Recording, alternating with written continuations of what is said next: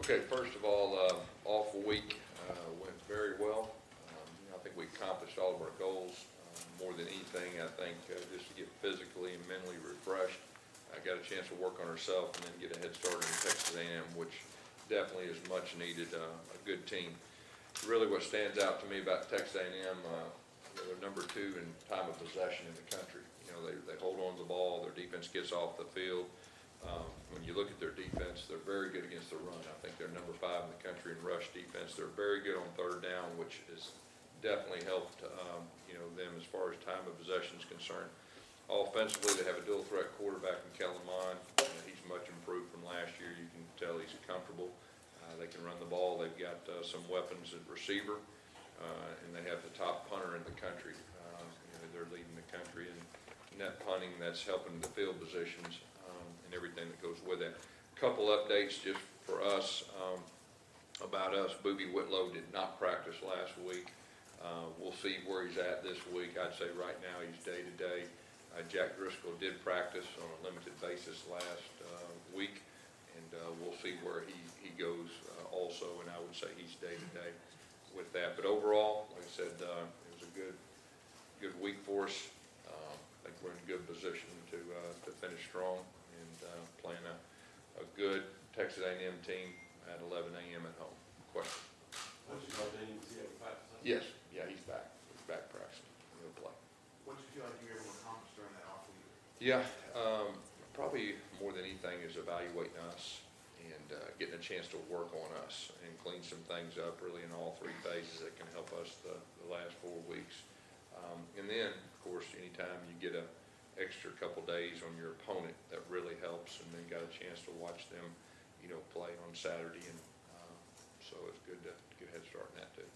Yes, if Boobie can't go, who would be your first guy? I mean, who's the first guy? Well, I mean, of course, Cam Martin got a little banged up, last time, but it's going to be by committee. I mean, we feel like right now that all of our guys can, go in there and do a good job, and then we'll go with the hot hand.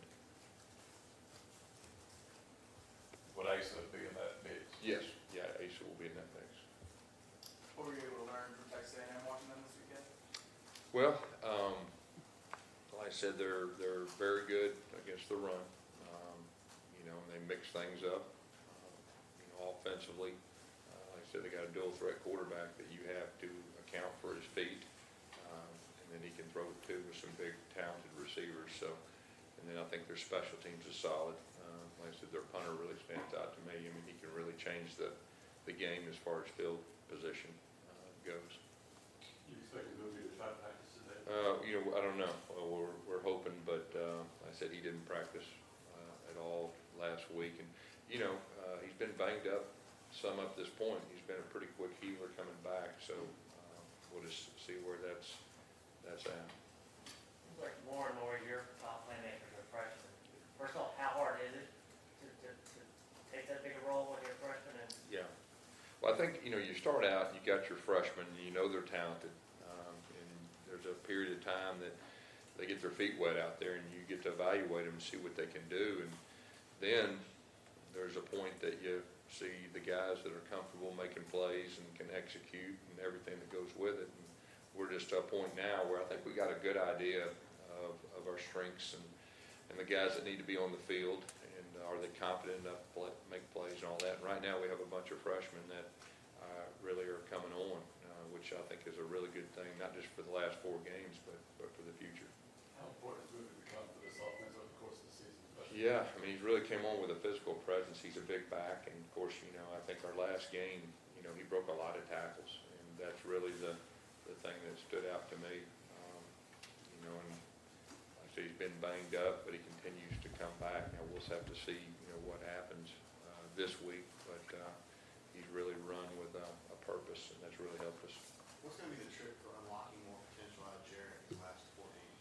Yeah, really, it sounds simple, but it's about execution. We just got to execute better around him. He needs to execute better, and that's really our plan. And it was good for us to kind of sit back and look and evaluate the whole, first 8 games, and try to build around our strengths and some things that we can be to do to be successful. And I really feel like that'll help us with What does Texas A&M do well in defending the run?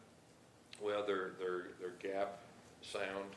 They do a very good job up front of holding points. You know, there's not a whole lot of double teams that get up to the backers, and I think both their backers are very active, and they're fast flow type guys. And on the back end, you know, they try to keep everything in front of them, and they got some speed at the corners.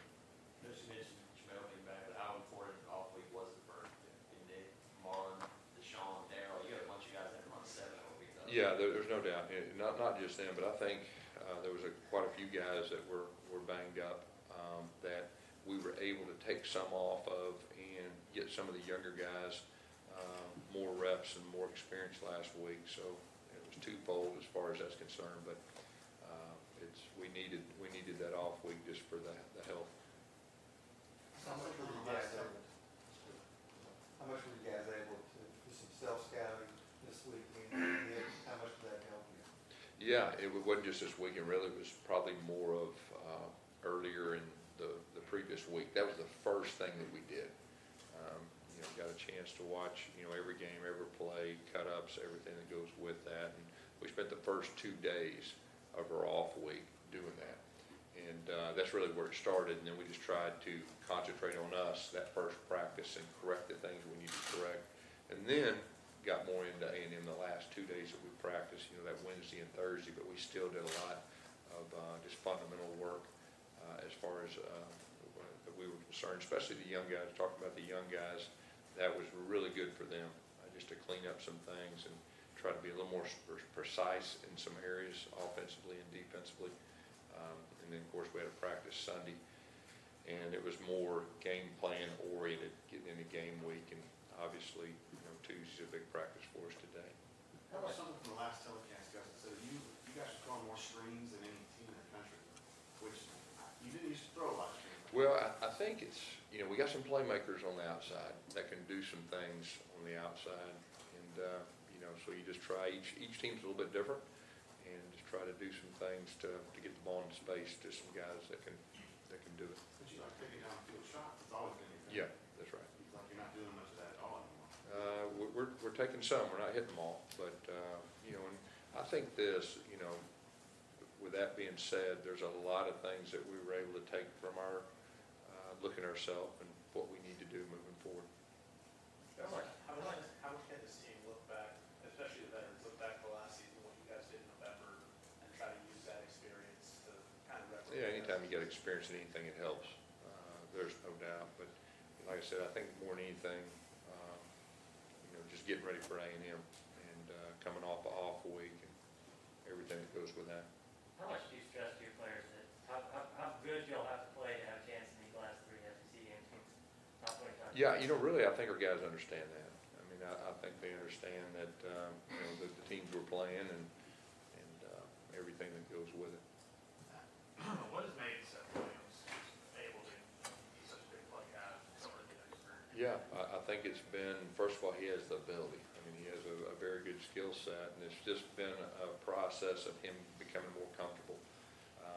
The more that you're out there and you got your number called and you're successful, the more success you have. And, you know, like I said, those guys are to a point now they shouldn't be thinking or playing like freshmen. They played a lot of ball, and I think Seth's one of those guys that I think he could even take that next step, you know, this final part of the season. Considering how well Texas A&M defends the run, how concerning is that to you, considering the rank struggles you guys have had? Yeah, of course, you know, last week, you know, we ran the ball better, and we ran it really all year. And you've got to be balanced. I don't care, you know, who you're playing. You've got to be able to run it and pass it. So we need to be successful, but there's no doubt. I mean, they're very good. Like I was talking about the run fits, and their defensive line really gets off the football and tries to play in your backfield. So, you know, we're going to have to do a good job of creating run yards. Does your offensive line just beat out your guys that were playing, you know, just linked up and stuff, and did the bye week help at all? And do you expect them to- There has been a little bit of that, you know, through the course of up to this point in the season, with some guys a little beat up and all that. But last week, it really helped, and that'll help us these last 4 regular season games. With Bowie, I mean, he seems like he's the only guy. I'm just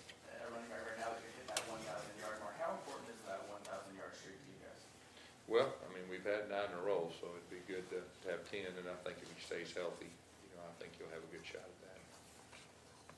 Talk about your decision to go up to D1 a couple of weekends. Yeah, I'd had that planned for way back, and of course I was still able to recruit all day Friday and Friday night, and just made a quick trip up there. And anytime you can do that, that's definitely good for recruiting. Nice to be back with Houston Nutt. Spend some time with him. Yeah. Oh yeah. Yeah, it's You guys good. were good. Yeah, we did. Were you disappointed about, you didn't get to say much though, really? I mean, on TV, you talk about Trevor Lawrence. That's about it. I don't know. We did a pregame show, and it was Oh, okay. quite a bit. So Yeah. There you go. I guess you didn't watch the pregame show. Yeah. Yeah.